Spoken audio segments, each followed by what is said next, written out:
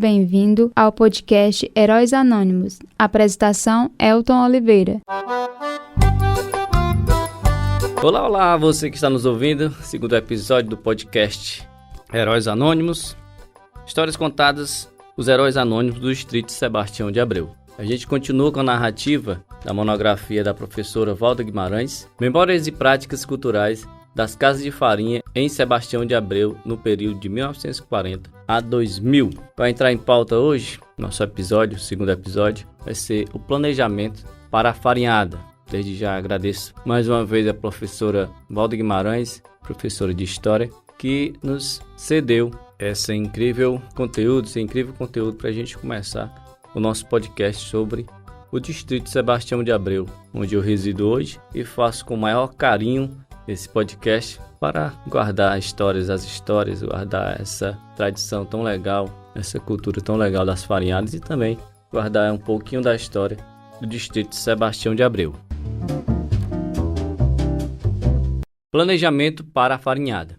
Uma farinhada não acontece da noite para o dia. Para que esta aconteça, é necessário que seja feito um bom planejamento, e os procedimentos da mesma devem ser pensados nos mínimos detalhes, pois muitos dos depoimentos dos meus entrevistados falaram repetidamente que os produtos feitos na farinhada, principalmente a farinha e a goma, estes são alimentos produzidos não só para o consumo dos donos das casas de farinha e para as pessoas que trabalham na farinhada, como também para serem comercializados, e que, segundo estes depoimentos, que continuam dizendo ainda que a exigência por parte dos comerciantes chegava a ser abusiva para adquirirem produtos de excelente qualidade. Então era necessário todo um planejamento para que fosse possível a realização da farinhada, ou pelo menos que ocorresse mais ou menos como fora planejado, e muitos desses procedimentos não podiam jamais deixar de ser pensados, pois muitos fatores são levados em conta e uma vez que ocorrendo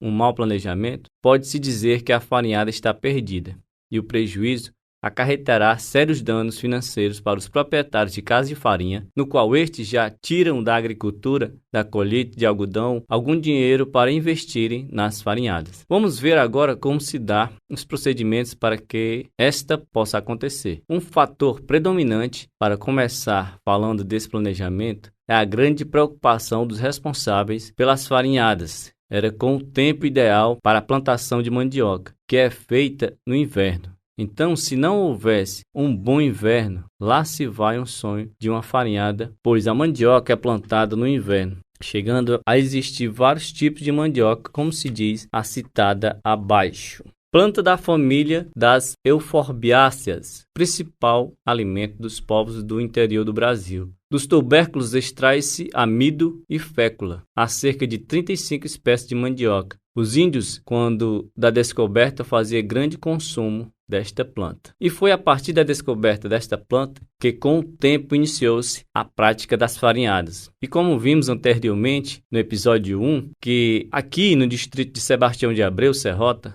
não foi diferente, pois vimos que no início do povoamento deste pequeno lugarejo e comunidades vizinhas, que essa prática foi um marco na vida desse povo. E é por isso que a cada entrevista fico mais e mais encantado com estas pessoas. Até porque a maioria delas fazem parte de minha família, na qual também fizeram parte desta prática das farinhadas. Os mais idosos, como avós e tios, sobreviveram totalmente da agricultura e das farinhadas. Desta forma, me questiono, como é que meus pais trabalharam com farinhadas e sabem tudo sobre a mesma, e nós, os filhos, nunca nos interessamos por essa prática? Ainda existem umas poucas casas de farinha no distrito Sebastião de Abreu e nas comunidades vizinhas, mas nada comparado às existentes nas décadas de 1940 e 1970. Neste contexto, vale ressaltar que o tipo de mandioca mais conhecida e utilizada pelos plantadores é a da espécie manipeba, que é plantada no inverno e extraída no verão. E este tipo de mandioca só pode ser colhido de 2 a 3 anos.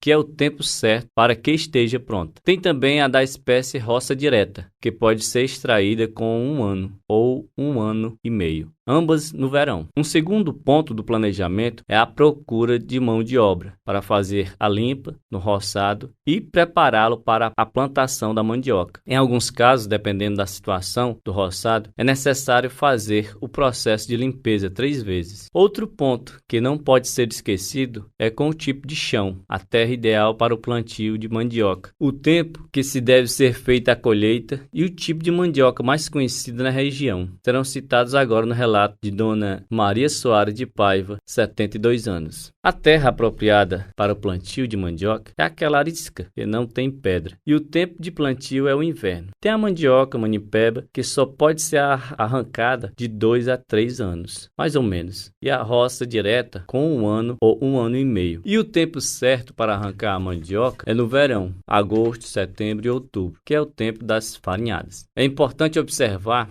nas falas dos meus entrevistados, quanto é longo o tempo de espera, desde a plantação da mandioca até a sua colheita. Agora, Dona Maria continua explicando o processo de transportação das mandiocas da roça para a casa de farinha. A mandioca era trazida nos comboios, com um monte de jumentos, com caçoás para trazer a mandioca. E os homens, os mesmos que iam fazer a farinhada, arrancavam a mandioca no roçado e ajeitavam nos jumentos para trazer para a casa de farinha. E chegando lá, as mulheres ajudavam a tirar as cargas e outros logo começavam a descascar a mandioca e daí começava a farinhada. Como já dissemos, tudo tem que ser planejado nos mínimos detalhes, desde a previsão do tempo até o fim da farinhada, pois qualquer erro, por mínimo que seja, levava tudo a perder. E pelo que pude notar nos relatos dos meus entrevistados, tanto os donos das casas de farinha como os empregados da farinhada sabiam que nada poderia dar errado, pois o dinheiro que era aplicado era bastante suado. E muitas famílias recebiam seus pagamentos não em forma de dinheiro, mas com produtos feitos na farinhada, como os alqueires de farinha e goma, e outros recebiam em dinheiro.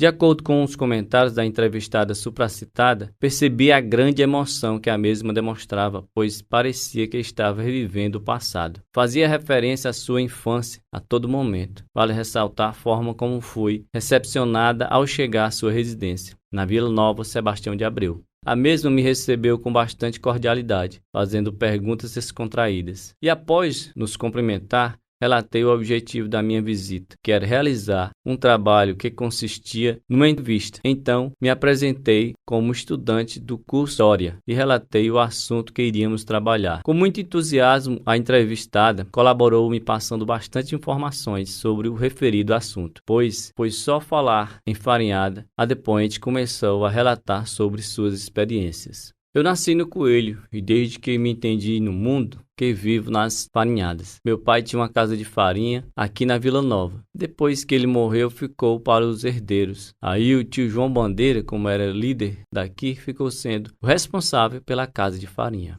De acordo com o depoimento acima e de muitas outras pessoas com quem tive a oportunidade de falar sobre este assunto, no qual pude comparar perguntas, respostas, falas e etc. Pessoas estas que fizeram e fazem parte dessa cultura. Percebi que tudo em nossa vida é preciso planejar, como diz a reflexão. Se não sabermos onde queremos chegar, chegaremos onde não desejamos. Nesse contexto, na farinhada não pode ser diferente, pois esta é uma prática feita de etapas e que exige um planejamento, não só ao termo farinhada, mas por todos os participantes desse processo. Neste aspecto, vale ressaltar as palavras do senhor Matias Soares Paiva, de comum acordo com os outros depoentes, com relação à seguinte pergunta: quanto tempo dura a farinhada? Depende da quantidade da mandioca e também do tanto de arrancadores. Se for pouca mandioca, leva meia semana, e se for muita, leva 1 semana. E muitas vezes adentra por mais tempo, porque tem a torração da farinha.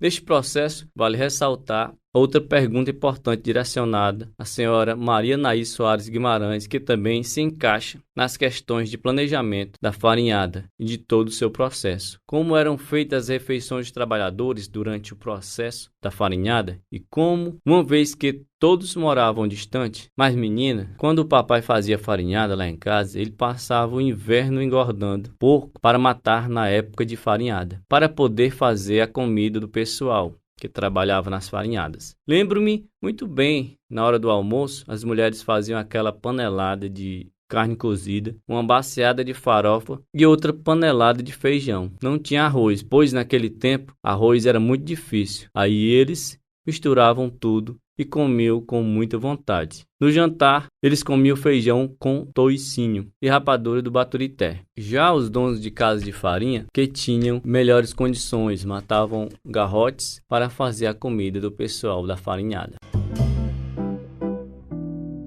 É isso aí, minha gente, encerrando mais o segundo episódio. A gente vai continuar no terceiro episódio, continuando com esse assunto da organização das farinhadas. Eu vou repassar aqui o dia que foi feita essas entrevistas e o ano que foi feito também as entrevistas, tá, com o pessoal. A entrevista realizada 8 de maio de 2006 com a senhora Maria Soara de Paiva, 72 anos, da comunidade de Vila Nova, Sebastião de Abreu. Entrevista realizada aos 8 de maio de 2006 com o Matias Soares Paiva, 49 anos, da comunidade de Vila Nova, Sebastião de Abreu. Esses são uns dos participantes que a gente citou hoje nessa narrativa da monografia da professora Valda Guimarães, Memórias e Práticas Culturais das Casas de Farinha em Sebastião de Abreu, no período de 1940 a 2000.